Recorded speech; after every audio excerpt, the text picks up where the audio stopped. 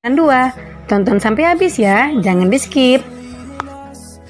Kompetensi dasar dalam pembelajaran 2 ini adalah PPKN 1.1 bersyukur kepada Tuhan Yang Maha Esa atas nilai-nilai Pancasila secara utuh sebagai satu kesatuan dalam kehidupan sehari-hari.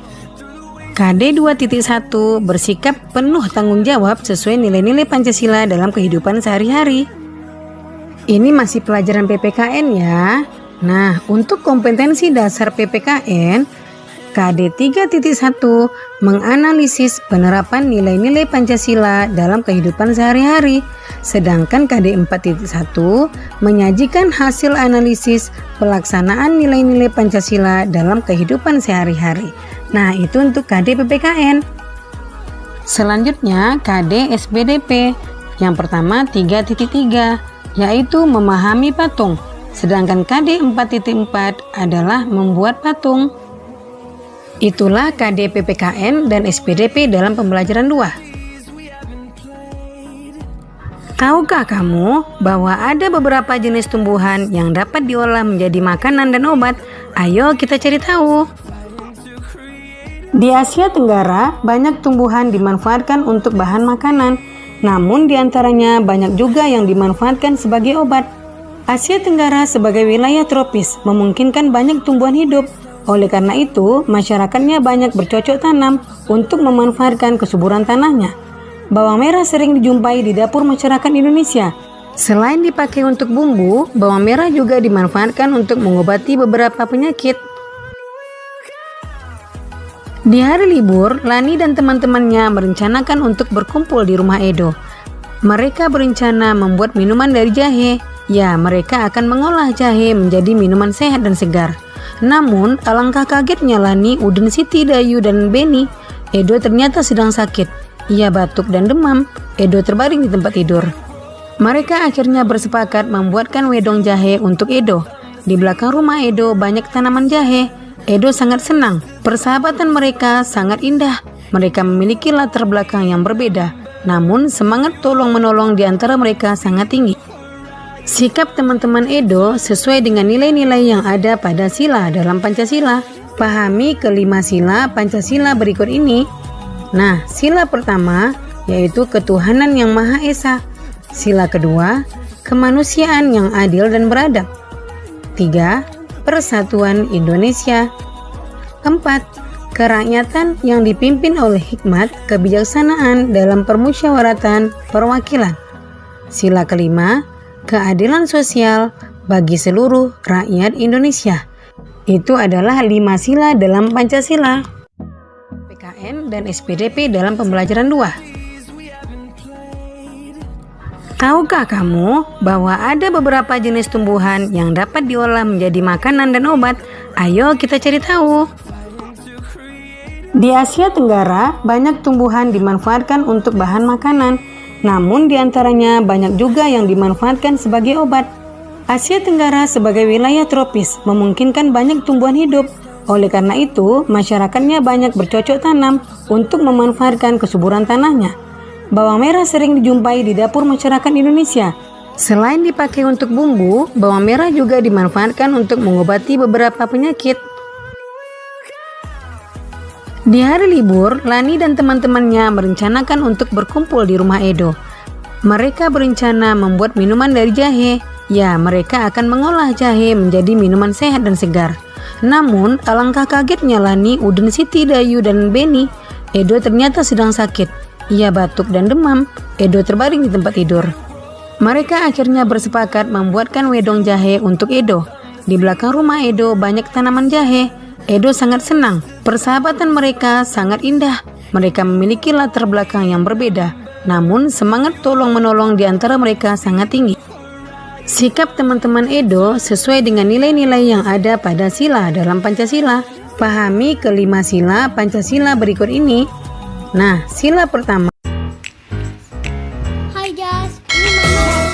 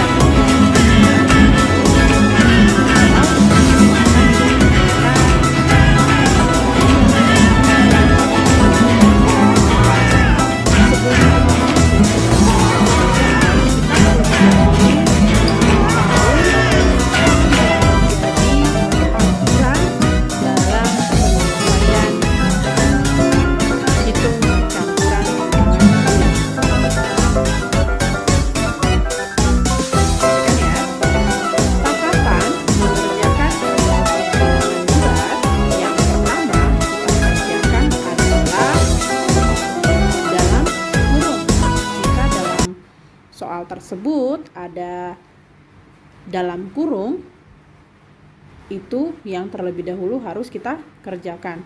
Yang kedua, perkalian dan pembagian. Bagaimana jika di dalam soal tersebut terdapat perkalian dan pembagian? Yang manakah yang lebih dahulu kita selesaikan? Yang lebih dahulu kita selesaikan adalah yang paling kiri. Begitu juga dengan penjumlahan dan pengurangan.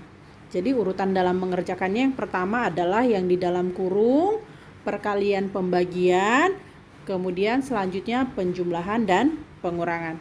Kita ke contoh soal ya. Yang pertama, 10 dikali dalam kurung minus 4 dikurang 3 tambah 12. Di sini terdapat perkalian dan penjumlahan. Tetapi sebelumnya itu kita harus cek dulu, karena urutan mengerjakannya adalah dalam kurung, perkalian pembagian, penjumlahan, pengurangan. Di sini kita lihat bahwa ada apa? Ada operasi dalam kurung. Jadi kita harus menyelesaikan di dalam kurung ini dulu. Sehingga penyelesaiannya adalah seperti ini. Tahap pertama harus kita selesaikan minus 4 dikurang 3. Oke. Sehingga 10 dikali minus 4 dikurang 3 hasilnya kan minus 7. Selanjutnya akan ditambah 12. Kemudian di sini kita akan menemukan kali dengan tambah. Yang manakah lebih dahulu kita kerjakan? Nah, pastinya kali. Kita harus ingat, tahapan mengerjakannya adalah dalam kurung, kali bagi, tambah, kurang. Berarti di sini yang lebih dahulu kita kerjakan adalah perkalian. Sehingga tahap selanjutnya, tahap kedua adalah menyelesaikan perkalian. 10 dikali minus 7 adalah minus 70. Tinggal ditambah dengan 12. Jika ini kan tinggal penjumlahan, tidak ada pembanding dengan yang lain. Berarti kita tinggal menjumlahkan. Sehingga minus 70 ditambah 12 adalah minus 58. Nah, selanjutnya soal yang kedua. Minus 20 dikali dengan 75 ditambah minus 50. Lalu dibagikan dengan minus 100. Kita perhatikan di sini 75 tambah minus 50 itu di dalam kurung ya. Sehingga yang lebih dahulu kita kerjakan adalah minus 7 minus 50 ditambah 75. Oke, kita selesaikan. Sehingga 75 ditambah 75 ini ditambah dengan minus 50 hasilnya adalah 20. Sehingga dituliskan minus 20 dikali 20 dibagi minus 100. Di sini ada perkalian dan pembagian. Berikutnya yang harus kita selesaikan adalah kali dan bagi kan berada pada posisi tahap kedua, pada posisi yang sama.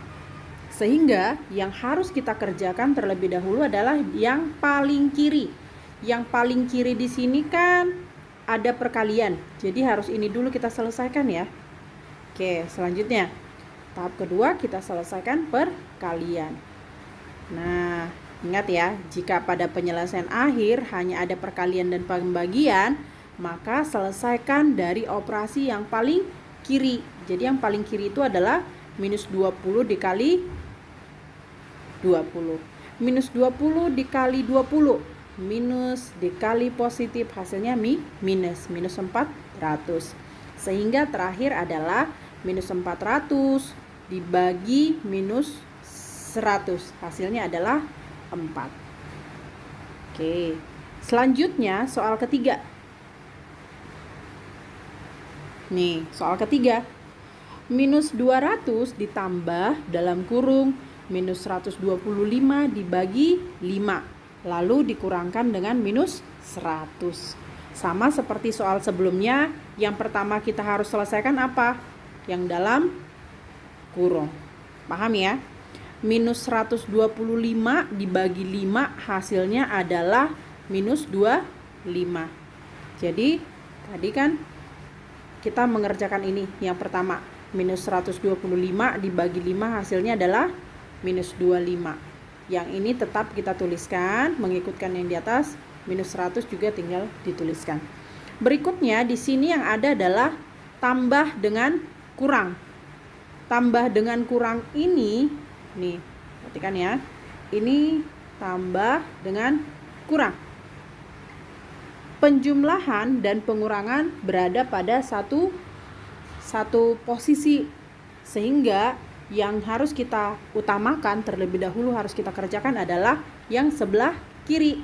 Jadi yang paling sebelah kiri ini kan penjumlahan ya, sehingga kita jumlahkan dulu nih. Nah, nih penjelasannya. Jika pada penyelesaian akhir hanya ada penjumlahan dan pengurangan, maka selesaikan dari operasi yang paling kiri. Jadi kita selesaikan nih. Minus 200 ditambah dengan minus 25. Sehingga kita peroleh menjadi minus 225. Minus 200 ditambah minus 25, minus ditambah minus hasilnya tetap minus. Tinggal jumlahkan angka 200 tambah 25, 225. Sehingga didapatkan seperti ini. Minus 225 dikurang dengan minus 100. Nah, seperti yang kita tahu, jika minus ketemu dengan minus menjadi apa? Positif. Jadi sama aja dengan minus 225 ditambah dengan 100. Sama aja ya, yang ini sama aja.